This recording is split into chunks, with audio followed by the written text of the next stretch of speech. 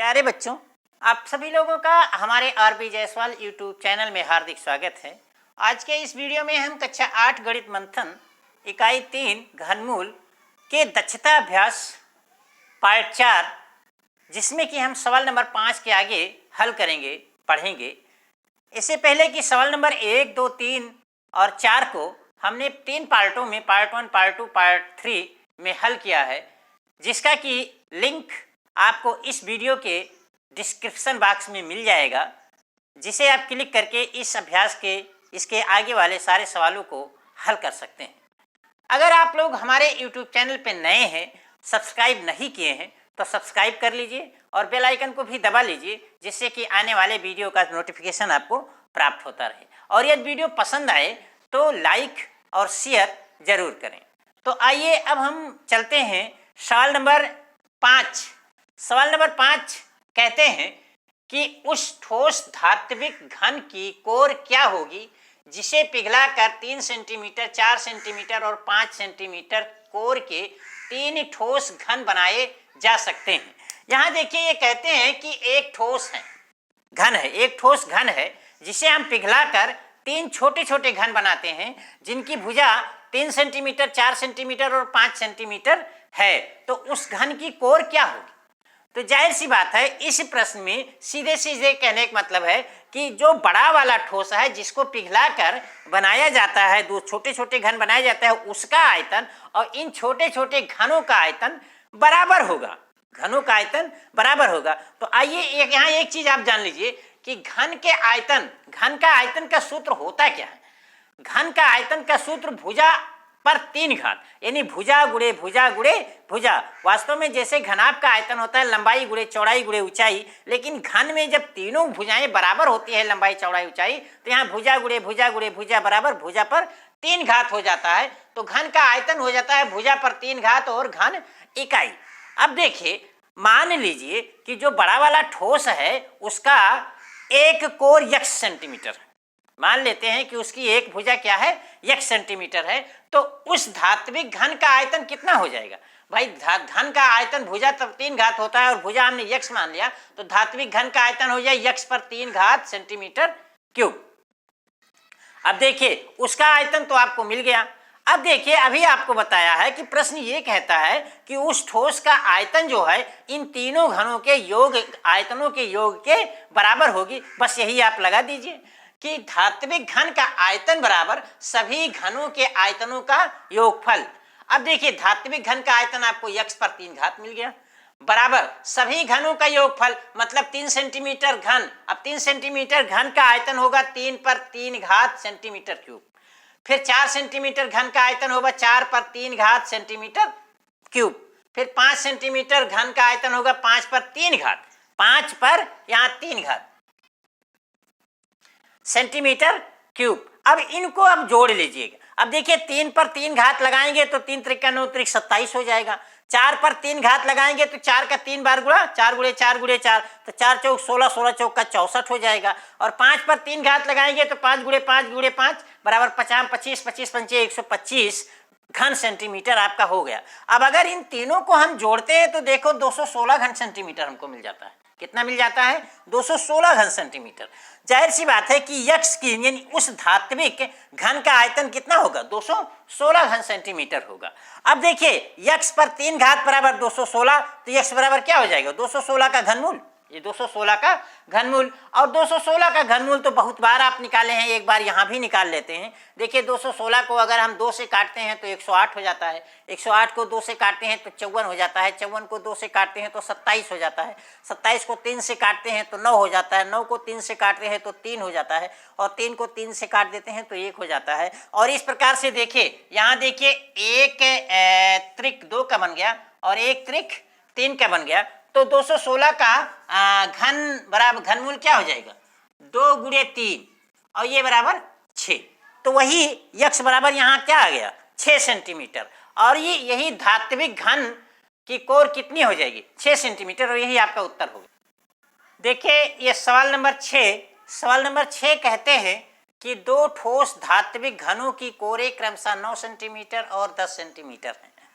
उनको पिघलाकर उनके संयुक्त द्रव्यमान से 1 घन सेंटीमीटर संयुक्त द्रव्यमान से यहाँ चाहिए से 1 घन सेंटीमीटर आयतन के बराबर द्रव्यमान निकालकर अवशेष से एक नया ठोस बनाया जाता है। इसकी कोर ज्ञात कीजिए। यहाँ देखिए 2 घन दिए गए हैं, एक का कोर 9 सेंटीमीटर और दूसरे का कोर 10 सेंटीमीटर है। दोनों को पिघला के एक में मिला दिया जाता है। उसके बाद 1 घन सेंटीमीटर आयतन के बराबर उपवमन से द्रव्यमान निकाल लिया जाता है। उसके बाद क्या किया जाता है, जितना बनता है एक नया ठोस घन बना दिया जाता है। तो आपको बताना है कि उस घन का कोर क्या होगी। तो देखिए घन का आयतन का सूत्र होता है भुजा पर 3 घात। ये तो आपको हम पहले ही बता चुके हैं, आप भी जान लीजिए इसमें भी कि घन का आयतन होता है भुजा पर 3 घात। तो इस प्रकार से अगर 9 सेंटीमीटर भुजा का घन है तो उसका आयतन क्या हो जाएगा, 9 पर घात 3 बराबर 9 का 3 बार गुणा करेंगे तो 729 घन सेंटीमीटर हो जाएगा। इसी प्रकार से 10 सेंटीमीटर भुजा के घन का आयतन 10 पर घात 3 हो जाएगा और 10 पर घात 3 मतलब 1000 घन सेंटीमीटर हो जाएगा। और अगर इन दोनों को जोड़ लिया जाए तो आपका 1729 घन सेंटीमीटर हो जाएगा। मतलब इन दोनों को पिघलाकर जब एक में मिलाया गया तो 729 घन सेंटीमीटर आयतन हमको प्राप्त हुआ। लेकिन कहते हैं कि 1 घन सेंटीमीटर निकाल लिया तो आयतन निकाला गया, आयतन 1 घन सेंटीमीटर अपने निकाल लिया तो अवशेष कितना बचा, 1728 घन सेंटीमीटर आपका बचा। और जो 1728 घन सेंटीमीटर बचा इसी से एक नया घन बनाया गया। इसका मतलब नए घन का आयतन जो होगा वही होगा, 1728 घन सेंटीमीटर नए घन का आयतन होगा। यहाँ देखिए नए ठोस का आयतन होगा, यही सेंटीमीटर लिख लीजिए। तो नए घन ठोस का आयतन 1728 घन सेंटीमीटर होगा। अब मान लीजिए कि जो नया ठोस है, नया घन बनाया गया है, उसकी भुजा x सेंटीमीटर, भुजा क्या है x सेंटीमीटर है, तो आयतन कितनी हो जाएगी, x पर घात 3 सेंटीमीटर क्यूब। x पर घात 3, अगर x भुजा x सेंटीमीटर है तो आयतन कितनी हो जाएगी, x पर घात 3 सेंटीमीटर घन सेंटीमीटर। लेकिन यहाँ देखिए ये दिया गया है कि नए घन का आयतन 1728 घन सेंटीमीटर है और जब x माना तो आपका x पर घात 3 घन सेंटीमीटर आ गया। इसका मतलब x पर घात 3 बराबर हो गया 1728 के। तो यथा x पर घात 3 बराबर 1728 के हो गया। अब यहाँ से जब x का मान निकालेंगे तो 1728 का घनमूल हो जाएगा। अब 1728 का घनमूल यहाँ देखिए कई बार निकाला गया है, आप अभाज्य गुणनखंड करके देख लीजिए। 1728 को जब हम 2 से काटते हैं तो 864 मिलता है, 864 को 2 से काटते हैं तो 432 और 432 को 2 से काटते हैं तो 216 और 216 को 2 से काटते हैं तो 108, 108 को पुनः 2 से काटते हैं तो 54, 54 को 2 से काटते हैं तो कितना मिल जाता है, 27 मिल जाता है। अब 27 2 से नहीं कटता है तो 3 से काटने पर इस प्रकार से ये 3 बार भी कट जाता है। और जब हम इसके त्रिक बनाते हैं तो देखिए एक त्रिक ये 2 का बन गया और एक त्रिक ये दूसरा 2 का बन गया, इनमें 2 के 2 त्रिक बने और 3 का एक त्रिक बना। तो 1728 का घनमूल क्या हो जाएगा, इस त्रिक से हमने एक 2 लिया, इस त्रिक से एक दूसरा 2 लिया और इस त्रिक से 3 लिया, तीनों का गुणा किया तो ये 12 सेंटीमीटर हो गया। मतलब नए घन का जो नए घन का जो ठोस है उसका जो घन का भुजा है वो 12 सेंटीमीटर है। यही उत्तर हो गई। देखिए ये सवाल नंबर 7 है। इसमें पूछते हैं कि वो छोटी से छोटी पूर्ण संख्या ज्ञात कीजिए जिससे कि कितना है ये 96,031 नहीं 9,63,144 में भाग देने पर भागफल पूर्ण घन बन जाए। अब देखिए इसके लिए जब भी आपको पता करना हो कि हम किस संख्या से भाग दें या किस संख्या से गुणा करें तो उसका अभाज्य गुणनखंड निकालिए, अभाज्य गुणनखंड निकालिए। और अभाज्य गुणनखंड निकालने पर जो संख्या जिस संख्या का जोड़ा ना बने उसी संख्या से भाग दे दीजिए, बस वो संख्या पूर्ण वर्ग हो जाएगी। और गुणा करने की पूछी जाए तो जिस संख्या से एक जोड़ा ना बने कितने बार उतने उससे गुणा कर दिया जाए, किससे गुणा कर दिया जाए कि उसका भी जोड़ा बन जाए, बस वो पूर्ण घन हो जाएगी। तो आइए इस संख्या को हल करने के लिए सबसे पहले कि हम ये 9,63,144 का घन वो अभाज्य गुणनखंड करते हैं।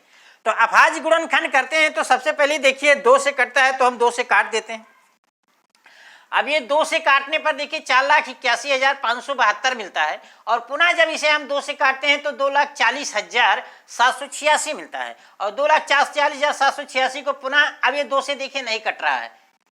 अच्छा हाँ, इसे 2 से कट रहा है, 2 से काटने पर ये 1,20,300 93 मिलता है। अब ये 3 से नहीं, 2 से नहीं कट रहा है, तो हम इसे 3 से काटते हैं। तो 3 से काटने पर ये 40,131 मिलता है, और 40,131 को 3 से भाग देने पर 13,377 मिलता है, और 13,377 को फिर 3 से भाग करते हैं तो 4,459 मिलता है। अब देखिए ये 3 से भाग नहीं हो रहा है, लेकिन 7 से हो रहा है, तो 7 से कर देते हैं। अब 7 से भाग देते हैं तो ये 637 मिलता है, और 637 को 7 से भाग करते हैं तो 49 मिलता है, वो सॉरी 91, और 91 में 7 से भाग करते हैं तो ये 13 मिलता है। अब देखिए 13 को 13 से भाग करते हैं तो 1 मिल जाता है। ये अभाज्य गुणनखंड हमको तो प्राप्त हो गए, लेकिन जब हम इनके देखिए त्रिक बनाते हैं तो 2 का 1 त्रिक बन गया, 3 का 1 त्रिक बन गया, और 7 का 1 त्रिक बन गया, और 13 एक संख्या बच गया।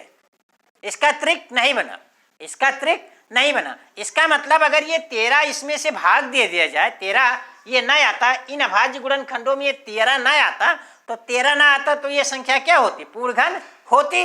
तो 13 आ गया तो इसलिए पूर्णघन नहीं है। अब 13 को हटाने के लिए क्या कीजिए, इसी 13 से अगर इस संख्या में हम भाग दे दें तो जो संख्या हमें प्राप्त होगी वो पूर्णघन होगी, क्योंकि जब उसका हम घन अभाज्य गुणनखंड करेंगे तो ये त्रिक इतने मिल जाएंगे। तो इस प्रकार से वो संख्या 13 है। चूंकि ये 13 का क्या नाम से त्रिक नहीं बना, इसलिए 13 ही वो संख्या है जिससे हम इसमें भाग दे देंगे, तो भाग दे के दो जो संख्या प्राप्त होगी वो क्या हो जाएगी? पूर्णघन होगी। अतः वो अभी संख्या क्या होगी? 13, और यही 13 आपका उत्तर हो गया। और इसी के साथ आपका ये अभ्यास दक्षता अभ्यास का पार्ट 4 अब हम खत्म करते हैं। अब हम आपको अगले वीडियो में अगले सवाल के साथ अगले वीडियो में मिलेंगे। तब तक के लिए धन्यवाद।